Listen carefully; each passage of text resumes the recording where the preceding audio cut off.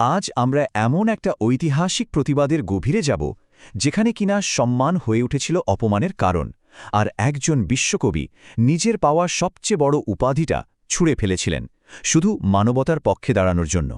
এমন সময় এসেছে যখন সম্মানের প্রতীকগুলো অপমানের পরিবেশে আমাদের লজ্জাকে আরও স্পষ্ট করে তুলছে। একবার ভেবে দেখুন কথাগুলোর ওজন। এই একটা বাক্য, শুধুমাত্র একটা বাক্যই কিন্তু ব্রিটিশ সাম্রাজ্যের ভিত নাড়িয়ে দিয়েছিল, কারণ এর পেছনে লুকিয়েছিল তীব্র যন্ত্রণা, ক্ষোভ আর একটা বিশাল নৈতিক সিদ্ধান্তের প্রতিধ্বনি। তো প্রশ্নটা হলো, কি এমন ঘটেছিল যে একজন নোবেল বিজয়ীকে ব্রিটিশ সাম্রাজ্যের এত বড় একটা সম্মান ফিরিয়ে দিতে হলো? এর উত্তর খুঁজতে গেলে আমাদের কিন্তু ফিরে যেতে হবে ১০০ বছরেরও বেশি সময় আগে, সেই উত্তাল সময়ে যখন ভারত একটা বিরাট পরিবর্তনের মধ্যে দিয়ে যাচ্ছিল।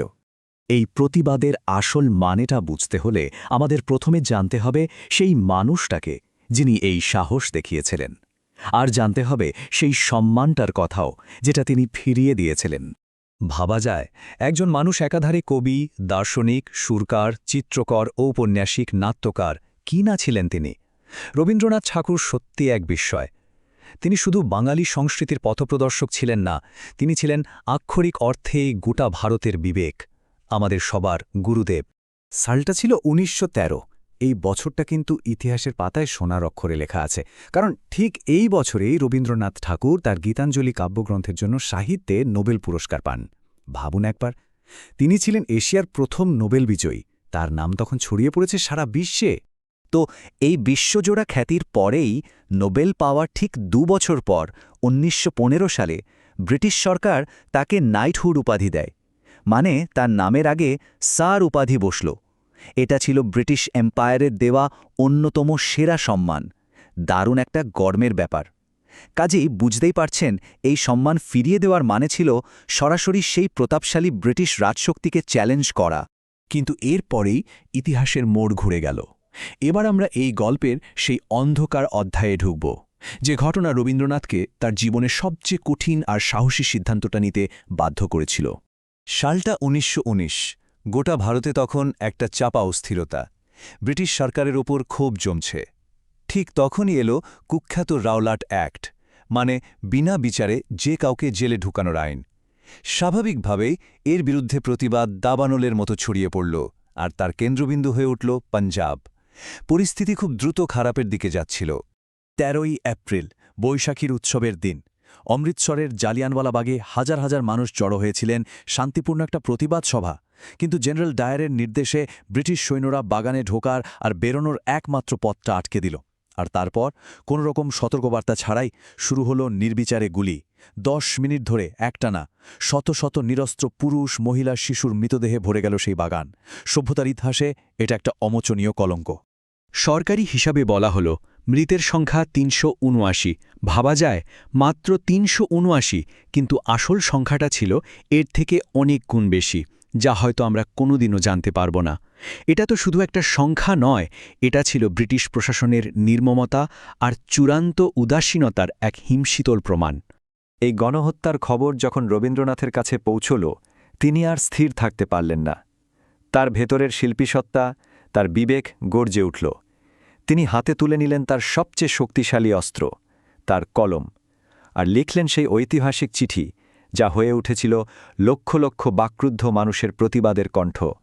তার চিঠিতে রবীন্দ্রনাথ কোনো রকম দ্বিধা না রেখেই ব্রিটিশদের এই কাজকে বললেন সভ্য সরকারের ইতিহাসে অতুলনীয়। এর মানে কি? এর মানে হলো তিনি সরাসরি বললেন, পাঞ্জাবে যা হয়েছে তা কোনো সভ্য সরকারের কাজ হতেই পারে না। এটা ছিল ব্রিটিশদের নৈতিকতার উপর একটা প্রচণ্ড আঘাত। তিনি আরও লিখলেন, আমাদের ভাইদের অপমান ও কষ্টের খবর রুদ্ধ নীরবতার মধ্যে দিয়ে ধীরে ধীরে ছড়িয়ে পড়েছে। এই রুদ্ধ নীরবতা শব্দ দুটো খেয়াল করুন। ব্রিটিশ সরকার তখন খবরটা চেপে দেওয়ার জন্য সব রকম চেষ্টা করছিল। চারদিকে ছিল কঠোর সেন্সরশিপ। রবীন্দ্রনাথের এই চিঠি সেই নীরবতার দেওয়ালটাকেই ভেঙে দিল। সারা বিশ্বকে জানিয়ে দিল ভারতীয়দের যন্ত্রণা আর অপমানের কথা। রবীন্দ্রনাথ চোখে আঙুল দিয়ে দেখালেন যে একটা শক্তিশালী সরকারের তো আরও অনেক মহানুভব হওয়ার কথা ছিল, কিন্তু ব্রিটিশ সরকার তখন প্রতিহিংসার আবেগে অন্ধ। এই তুলনাটা আসলে এটাই স্পষ্ট করে দেয় যে ব্রিটিশ শাসন তার নৈতিকতার জায়গা থেকে ঠিক কতটা নিচে নেমে গিয়েছিল। আর এরপরে এলো সেই ঐতিহাসিক ঘোষণাটা। তিনি লিখলেন, আমি সমস্ত বিশেষ উপাধি ছেড়ে দিয়ে আমার সেই দেশবাসীদের পাশে দাঁড়াতে চাই যাদের মানুষের অযোগ্য অপমান সহ্য করতে বাধ্য করা হয়েছে। ভাবুন একবার, তিনি শুধু একটা উপাধি ফিরিয়ে দিলেন না, তিনি শাসকের দেওয়া পরিচয়টাকেই মুছে ফেললেন। একাত্ম হলেন সেই সব সাধারণ, অপমানিত, অত্যাচারিত মানুষের সাথে। তিনি বুঝিয়ে দিলেন মানুষের মর্যাদা যে কোনো বিশেষ উপাধি বা স্পেশাল ডিস্টিংশনের চেয়ে অনেক অনেক বড়। তাহলে রবীন্দ্রনাথের এই প্রতিবাদটা কি শুধু একটা উপাধি ফিরিয়ে দেওয়া ছিল? একদমই না। এটা ছিল সম্মান আর নৈতিকতার সম্পর্ক নিয়ে তোলা একটা বিরাট প্রশ্ন। চলুন এই প্রতিবাদের আসল মানেটা আরেকটু তলিয়ে দেখি। দেখুন, তার এই প্রতিবাদের ভিত্তি ছিল কয়েকটা নীতির উপর। প্রথমত মানবতা, কারণ তিনি বিশ্বাস করতেন মানুষের জীবন আর মর্যাদার চেয়ে বড় কোনো সম্মান হতেই পারে না। দ্বিতীয়ত ন্যায় বিচার।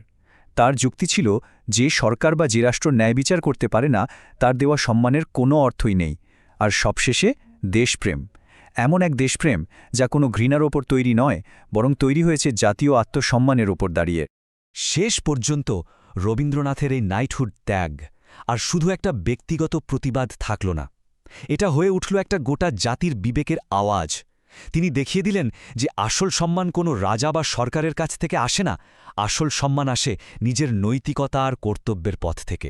রবীন্দ্রনাথের এই সিদ্ধান্তটা আমাদের সবার সামনে একটা চিরকালীন প্রশ্ন রেখে যায়, আর সেই প্রশ্নটা আজও, এই মুহূর্তেও আমাদের প্রত্যেকের বিবেকের কাছে একটা বড় চ্যালেঞ্জ হয়ে দাঁড়িয়ে আছে। কখন একটা সম্মান, একটা পুরস্কার প্রতিবাদের নৈতিক দায়িত্বে পরিণত হয়?